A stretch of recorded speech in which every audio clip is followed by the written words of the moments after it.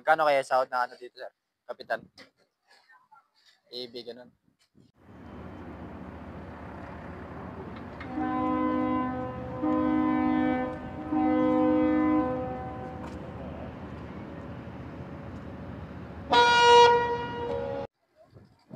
Ayun po mga kalakbay, good morning.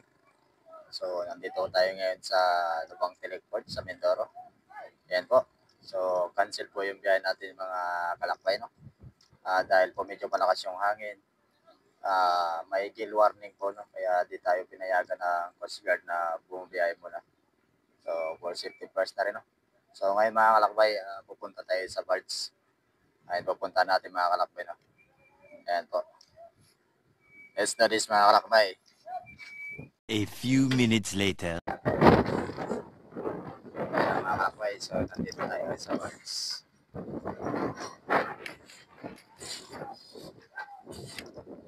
Ayan, Bards mga kalakbay.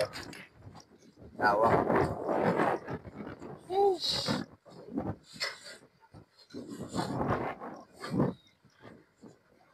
Yan, lawak kita guys. Mga kalakbay.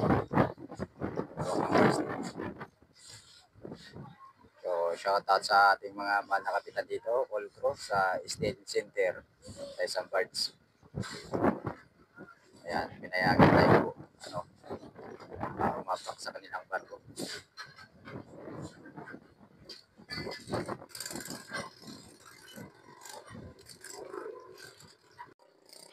So, ayan po mga kalakbay, no? Mga tira-tira ang buhangin. Sayang naman, kaya iniipon nila. Tatambak dito sa port. Ongoing ko po yung port dito. Saan po yung next biyahe niyo po dito, sir? Sa sunod po. Next biyahe niyo po. Punta kami sa Balis. Sa Balis? Mga ilang araw po kung biyahe doon, sir, no? Isang araw lang po, no? Or oras lang? 29 hours. Ilang takbo nito, sir? 4, 5. Sa amin, di pinayagan ngayon. Hindi rin kayo papayagan dahil sa gale warning.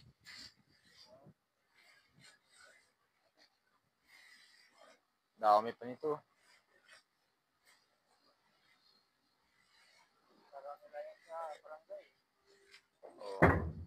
Dito sa port o sa barangay? Sa barangay. Oo nga, sayang din naman eh.